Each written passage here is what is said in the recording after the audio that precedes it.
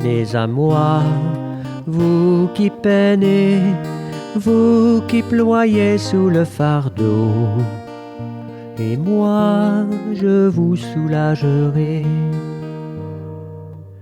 Vous dont on gère l'existence à coups de règles et de lois, vous dont on charge d'exigences en alourdissant le sabbat. Venez à moi, vous qui peinez, vous qui ployez sous le fardeau, et moi je vous soulagerai. Trouvez repos dans ma parole, en ne le cherchant plus ailleurs, et mettez-vous à mon école. Je suis doué, humble de cœur. Venez à moi, vous qui peinez, vous qui ployez sous le fardeau, et moi je vous soulagerai.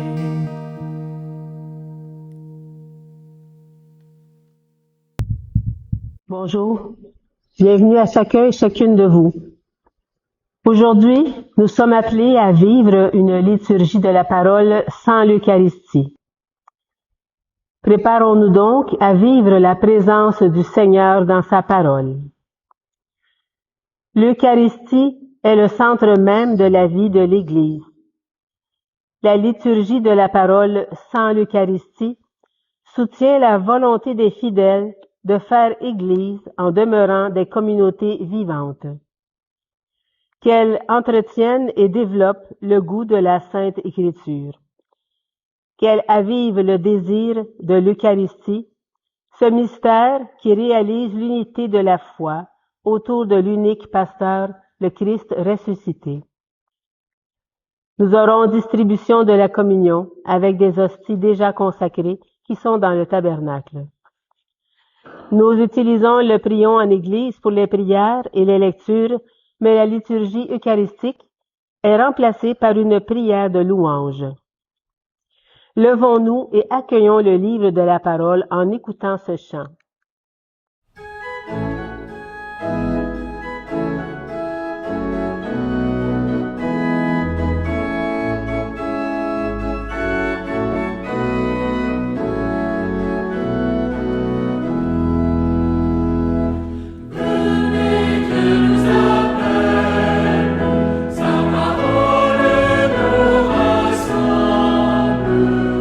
Venez, c'est jour de fête.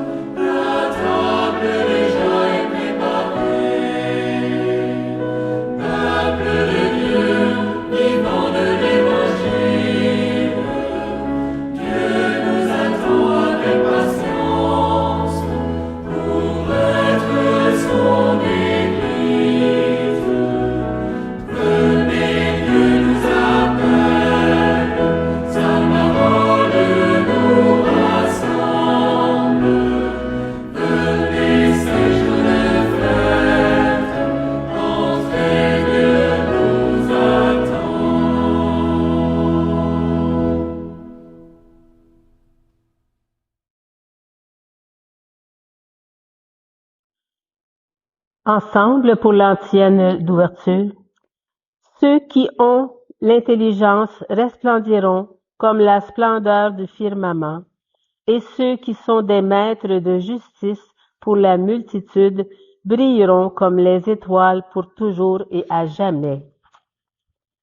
Nous sommes rassemblés au nom du Père, du Fils et du Saint-Esprit. Amen. Ensemble pour la prière. Seigneur Dieu, tu as fait de saint Thomas d'Aquin un modèle admirable par son désir ardent de sainteté et l'étude de la science sacrée. Accorde-nous de contempler par l'intelligence ce qu'il a enseigné et d'accompagner ce qu'il a lui-même préparé par Jésus-Christ, ton Fils, notre Seigneur, qui vit et règne avec toi dans l'unité du Saint-Esprit, Dieu, pour les siècles des siècles. Amen. Seigneur Jésus, envoyé par le Père pour guérir et sauver les humains, prends pitié de nous. Prends pitié de nous. Ô Christ, venu dans le monde appeler toutes les pécheresses et tous les pécheurs, prends pitié de nous. Prends pitié de nous. Seigneur, élevé dans la gloire du Père, où tu intercèdes pour nous, prends pitié de nous. Prends pitié de nous. Vous pouvez vous asseoir. Nous allons maintenant écouter la parole de Dieu.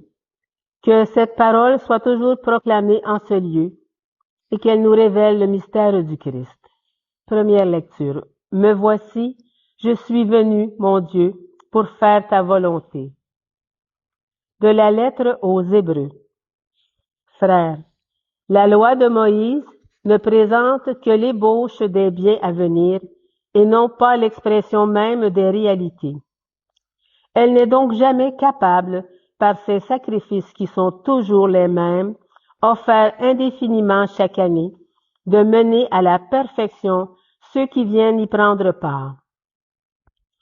Si ce culte les avait purifiés une fois pour toutes, ils n'auraient plus aucun péché sur la conscience, et dans ce cas, n'aurait-on pas cessé d'offrir les sacrifices?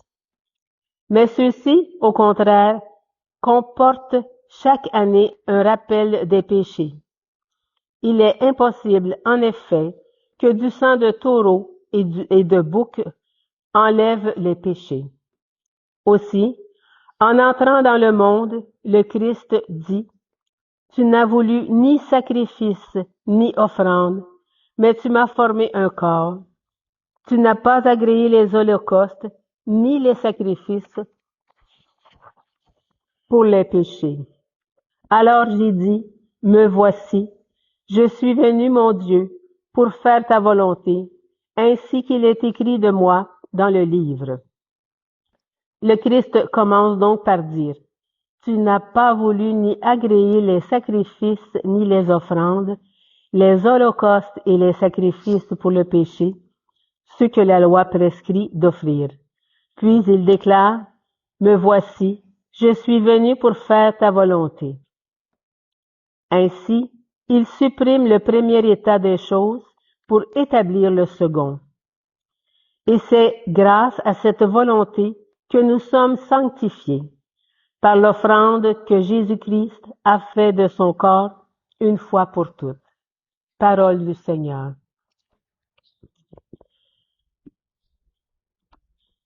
Nous allons faire ensemble le psaume, je vais vous chanter le refrain.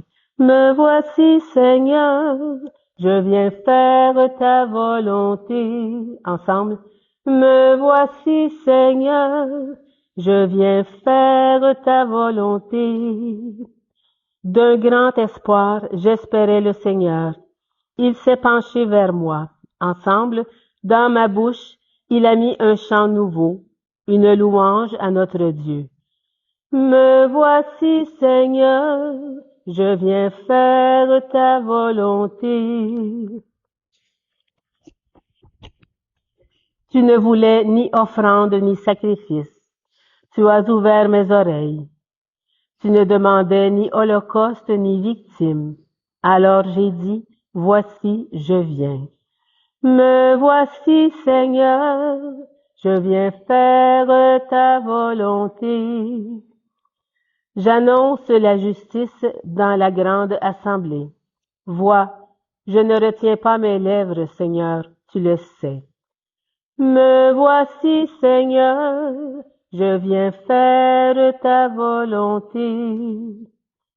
Je n'ai pas enfoui ta justice au fond de mon cœur.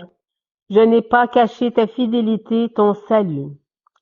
J'ai dit ton amour et ta vérité à la grande assemblée.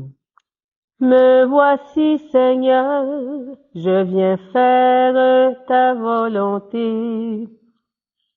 Alléluia, Alléluia, Alléluia, Alléluia.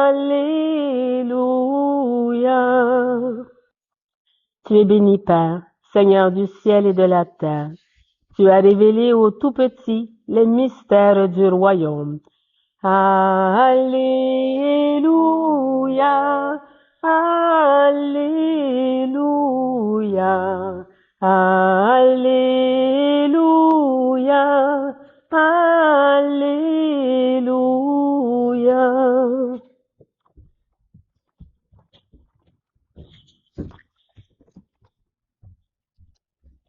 L'Évangile de Jésus-Christ selon saint Marc. Gloire à toi, Seigneur. Seigneur, purifie mon esprit, purifie ma bouche et purifie nos cœurs, à chacune et chacun d'entre nous. En ce temps-là, comme Jésus était dans une maison, arrivent sa mère et ses frères. Restant au dehors, ils le font appeler. Une foule était assise autour de lui, et on lui dit, « Voici que ta mère et tes frères sont là, dehors. Ils te cherchent. » Et il leur répond, « Qui est ma mère? Qui sont mes frères? » Et parcourant du regard ceux qui étaient assis en cercle autour de lui, il dit, « Voici ma mère et mes frères. Celui qui fait la volonté de Dieu, celui-là est pour moi un frère, une sœur et une mère. » Acclamons la parole de Dieu. Louange à toi, Seigneur Jésus.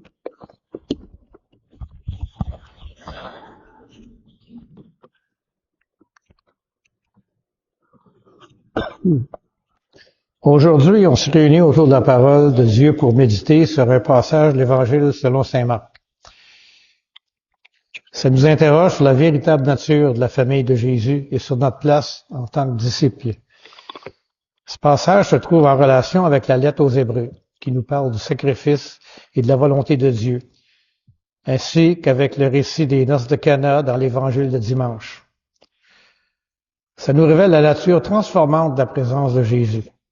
On fera également référence à saint Thomas d'Aquin, dont la pensée profonde nous aide à éclairer ces textes. Dans Marc, nous lisons, « Alors on vient dire à Jésus, « Ta mère et tes frères sont là dehors qui te cherchent. » Il a répondu, « C'est qui ma mère et mes frères? » En regardant ceux qui étaient assis autour de lui, il dit, « Voici ma mère et mes frères. Quiconque fait la volonté de Dieu, celui-là est mon frère, ma sœur et ma mère. » Ce passage nous choque peut-être au premier abord, car Jésus semble rejeter sa propre famille biologique pour établir une nouvelle définition de la parenté. Cette déclaration souligne une vérité fondamentale du christianisme.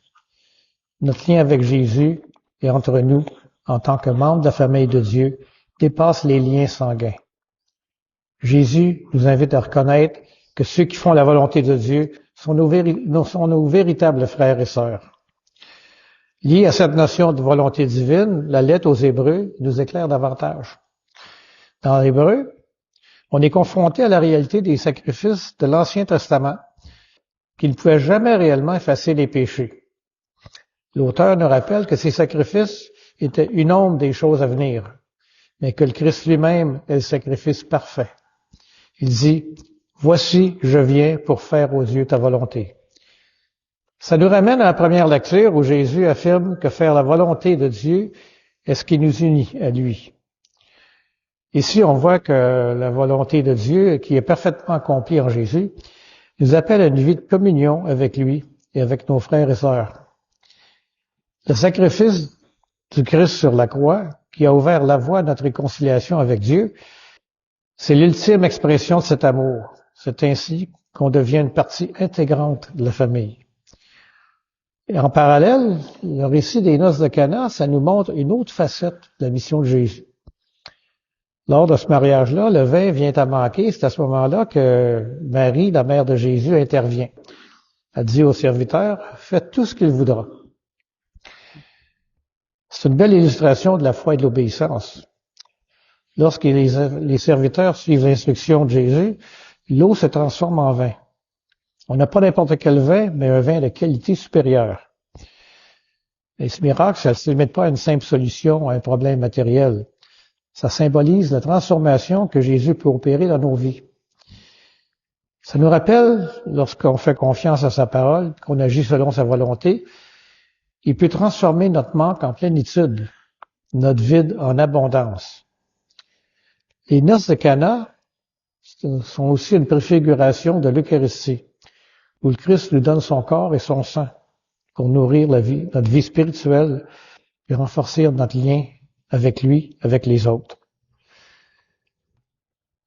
Pour approfondir nos réflexions, faisons appel à saint Thomas d'Aquin, un grand théologien du XIIIe siècle, dont les enseignements peuvent éclairer notre compréhension de ces textes. Thomas d'Aquin insiste sur l'importance de la volonté de Dieu. Pour lui, la volonté de Dieu, c'est à la fois une source de notre existence et ça guide notre action. Ça nous rappelle que connaître et faire la volonté de Dieu, c'est essentiel pour vivre en conformité avec notre nature de créature faite à l'image de Dieu. Saint Thomas affirme que la volonté de Dieu est révélée à travers les Écritures et que c'est en observant et en pratiquant cette volonté que nous entrons en relation authentique avec Dieu. En faisant la volonté de Dieu, nous nous unissons à la famille de Jésus et nous participons à son œuvre salvatrice dans le monde.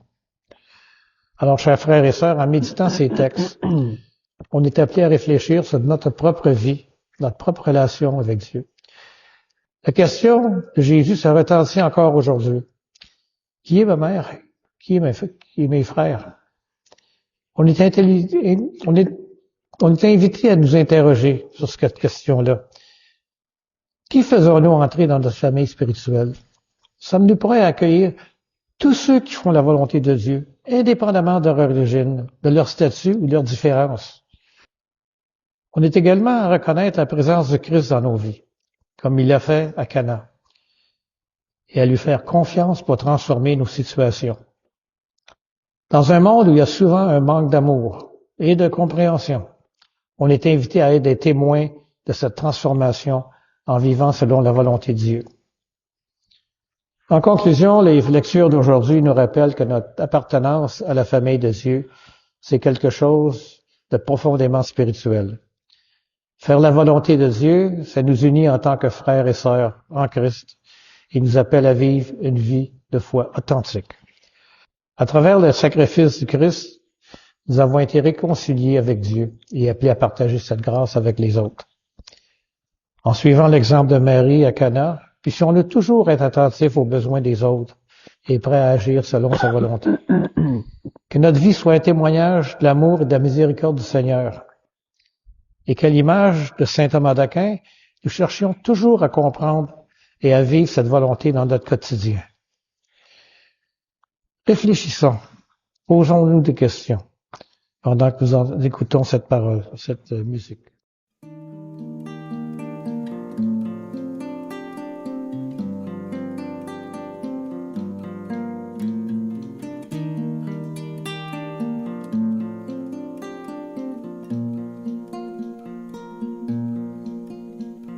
Je n'ai pas le cœur fier, ni le regard hautain. Je ne recherche pas ni grandeur ni merveille. Je suis comme un enfant que l'on prend par la main. Je suis comme un enfant que l'on prend par la main. Me voici, ô mon Dieu,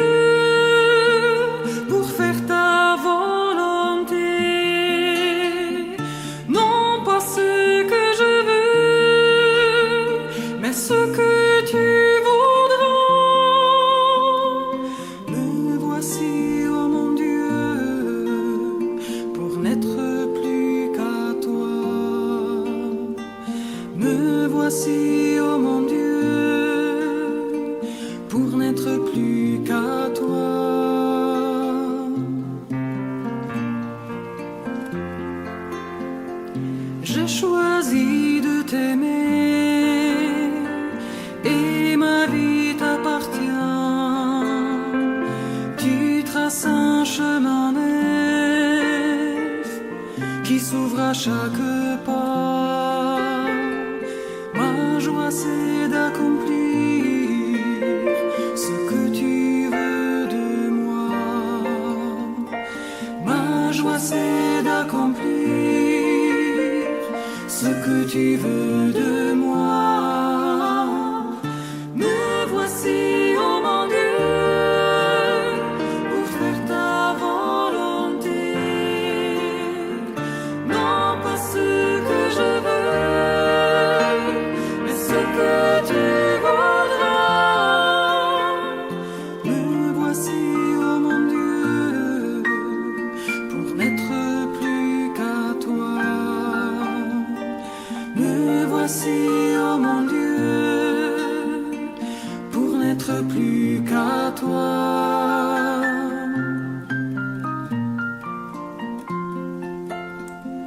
Comment jour après jour garde pur son chemin. Ta parole est pour moi comme un pain pour la route. Aide-moi, Dieu d'amour, à te suivre plus loin. Aide-moi, Dieu d'amour, à te suivre plus loin. Me voici, oh mon Dieu, pour faire ta volonté. Non pas ce que je veux, mais ce que tu voudras. Me voici, oh mon Dieu, pour n'être plus qu'à toi. Me voici, oh mon Dieu, pour n'être plus qu'à toi. Me voici, oh mon Dieu, pour faire ta volonté. Non pas ce que je veux, mais ce que tu voudras.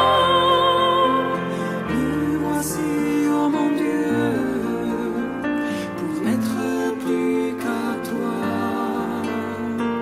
Me voici, oh mon Dieu, pour n'être plus qu'à toi.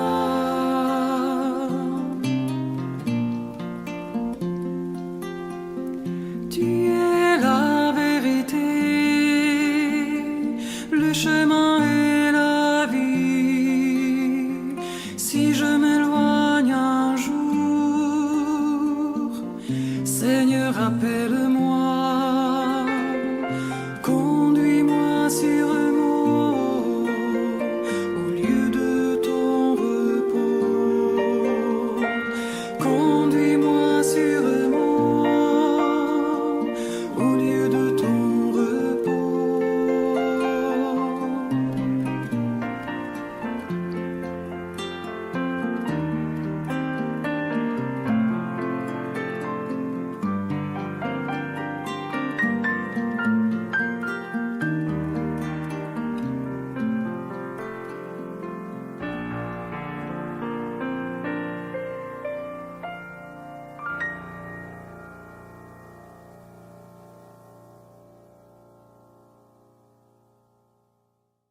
La prière de louange que nous allons entendre n'est pas dans le prion en Église.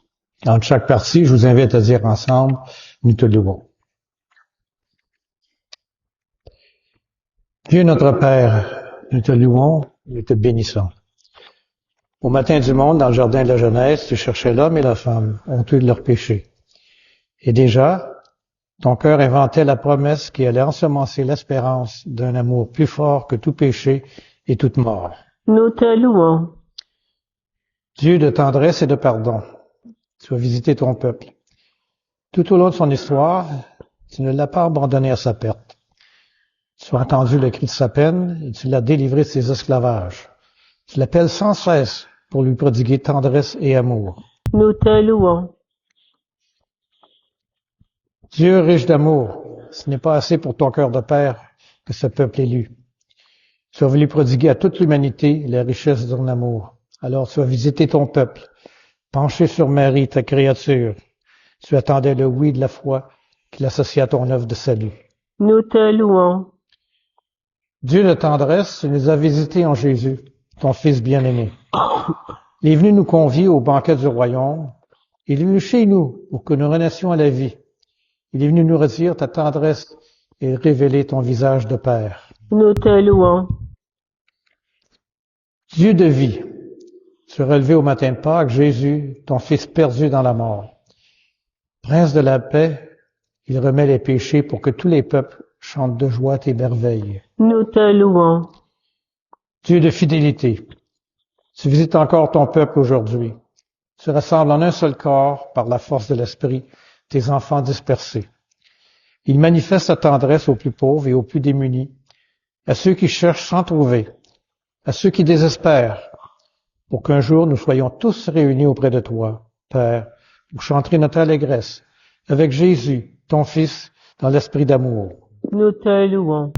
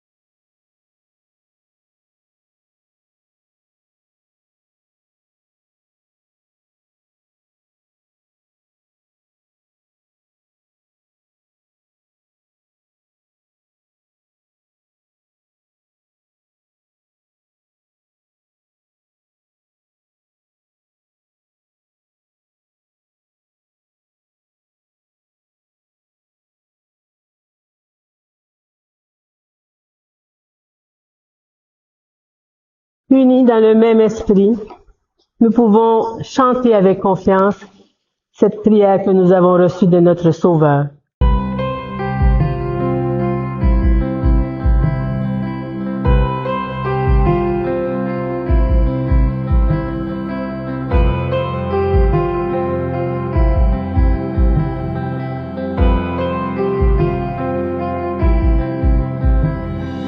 Notre Père qui es aux cieux, que ton nom soit sanctifié, que ton règne vienne, que ta volonté soit faite sur la terre comme au ciel. Donne-nous aujourd'hui notre pain de ce jour. Pardonne-nous nos offenses, comme nous pardonnons aussi à ceux qui nous ont offensés. Ne nous laisse pas entrer en tentation, mais délivre-nous du mal. Car c'est à toi qu'appartiennent le règne, la puissance et la gloire pour les siècles des siècles.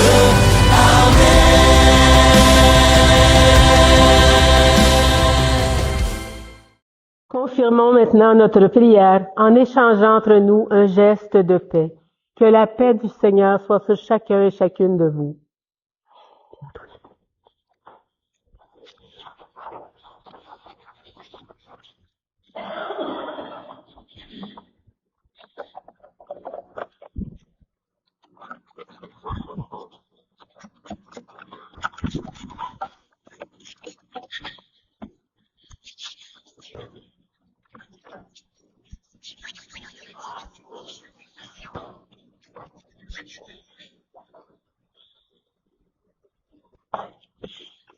Après avoir reçu la parole de Dieu avec foi, Partageons le corps du Christ. Que cette communion nous unisse à toute l'Église qui se rassemble à ce jour à travers le monde pour proclamer la mort et la résurrection de Christ.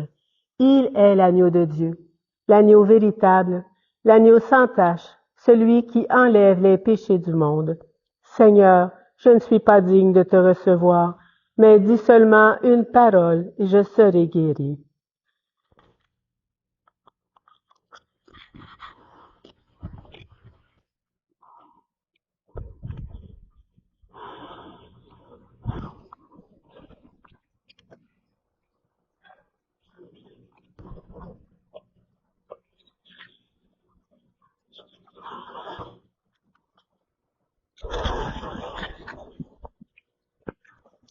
Ancienne d'ouverture, nous proclamons un Messie crucifié, le Christ puissance de Dieu et sagesse de Dieu.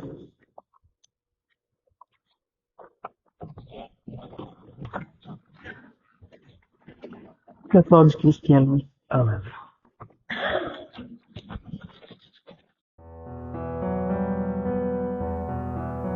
Mon Père, je m'abandonne à toi. Fais de moi ce qu'il te plaira. Quoi que tu fasses, je te remercie. Je suis prête à tout. J'accepte tout, car tu es mon Père. Je m'abandonne à toi, car tu es mon Père. Je me confie en toi, car tu es mon Père. Je m'abandonne à toi, car tu es mon Père. Je me confie en toi. Mon Père, en toi je me confie. En tes mains, je mets mon esprit. Je te le donne, le cœur plein d'amour. Je n'ai qu'un désir, t'appartenir, car tu es mon Père. Je m'abandonne à toi, car tu es mon Père. Je me confie en toi, car tu es mon Père. Je m'abandonne à toi, car tu es mon Père. Je me confie en toi.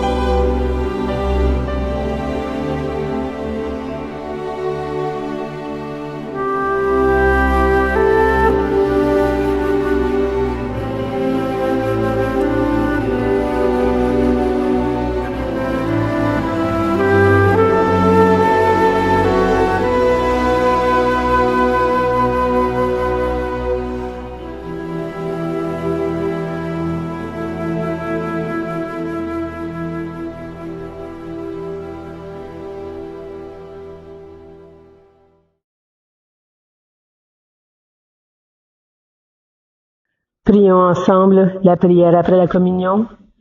Déjà réconfortés par le pain du ciel, nous adressons, Seigneur, cette humble prière, qu'en suivant les leçons de saint Thomas d'Aquin, nous demeurions dans l'action de grâce pour les dons que nous avons reçus par le Christ, notre Seigneur. Amen. Que Dieu, le Seigneur Tout-Puissant, nous bénisse et nous garde, qu'il fasse resplendir sur nous son visage et sa grâce, et que Dieu Tout-Puissant nous bénisse, le Père, le Fils et le Saint-Esprit. Amen. Allons dans la paix proclamer l'Évangile de Christ. Nous rendons grâce à Dieu. Bonne journée à chacun et chacune de vous. Bon retour à la maison. Va plus loin,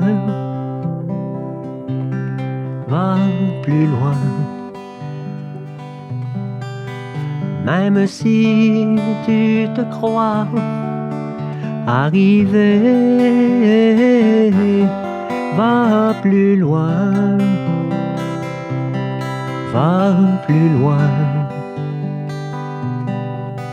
Le voyage est à peine commencé et la route est encore longue vers la fraternité et l'horizon de l'amitié. Viens, suis-moi, mon ami, n'aie pas peur, même si l'obscurité nous aveugle. Je suis là et je marche avec toi. Ensemble nous irons, l'espoir au fond du cœur, car au bout de nos peurs et au bout de nos peines, il y a la lumière tout au bout du chemin. Va plus loin, va plus loin. Même si tu te crois arrivé, va plus loin, va plus loin. Le voyage est à peine commencé et la route est encore longue vers la fraternité et l'horizon de l'amitié. Je suis là, mon ami, près de toi, même si tu redoutes d'être seul. Je suis là et je marche avec toi. Je te donne la main pour aller sans faiblir. Et la joie dans le cœur, va, regarde plus loin. La lumière promise est au bout du chemin. Va plus loin, va plus loin. Même si tu te crois arrivé, va plus loin, va plus loin. Le voyage est à peine commencé et la route est encore longue vers la fraternité et l'horizon de l'amitié.